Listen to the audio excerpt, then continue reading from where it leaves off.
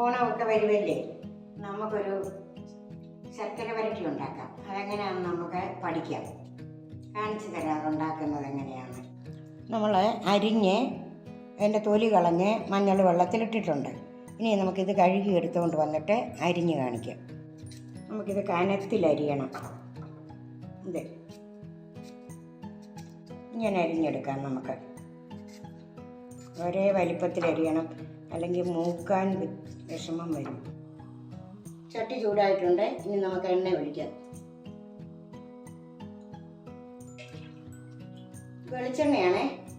വെളിച്ചെണ്ണയിലാണ് കാ വറക്കുന്നതൊക്കെ. ഇനി നമുക്ക് എണ്ണ നല്ലപോലെ ചൂടായിട്ടുണ്ട്. കായിടാം.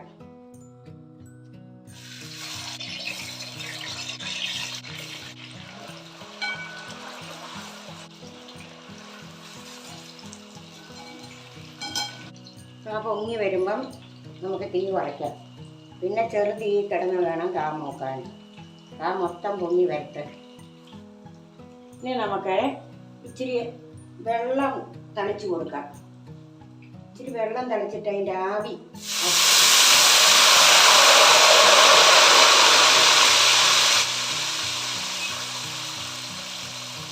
കൊണ്ട് അതിൻ്റെ ഉള്ളിൽ നല്ലപോലെ വേകാൻ വേണ്ടിയിട്ടാണ്.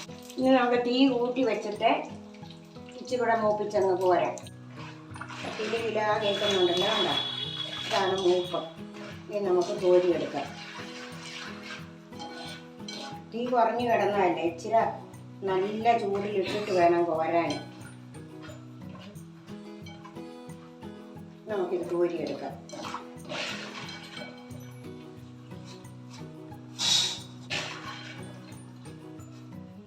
നമുക്ക് ശർക്കര ഒരുക്കാവേ. ശർക്കര വരട്ടിക്ക് ശർക്കര വേണമല്ലോ. 150 ഗ്രാം ശർക്കര എടുത്തിട്ടുണ്ട്. ശർക്കര പാനി അരിച്ചൊഴിക്കാം.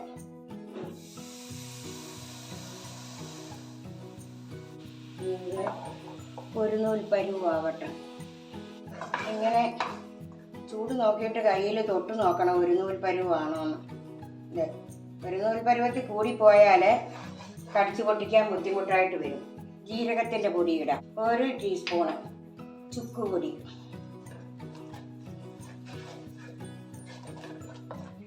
ഇളക്കാം. ഏലക്കാപ്പൊടി നിർബന്ധമില്ല, ഇത്തിരി ഇട്ടാൽ മതി.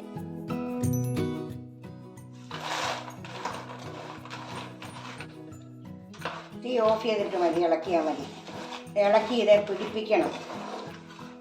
കാ വറുത്തത് തണുത്തതായിരിക്കണേ. ഈ പാനി നല്ലപോലെ ഇത് പിടിക്കട്ടെ. പിടിച്ചിട്ടൊരു വിധം തണുക്കുമ്പം ഇനി നമുക്കൊരു ശകല അരിപ്പൊടി ഇടാം. ഇത് കൂട്ടി ഒട്ടാതിരിക്കാൻ വേണ്ടി ചെയ്യുന്നതാണ്. 1 സ്പൂണ് പൊടി കാണും.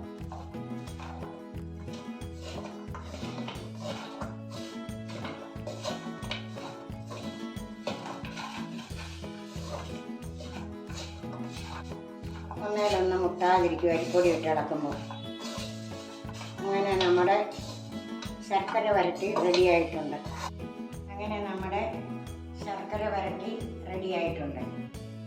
ഉണ്ടാക്കി നോക്കുക.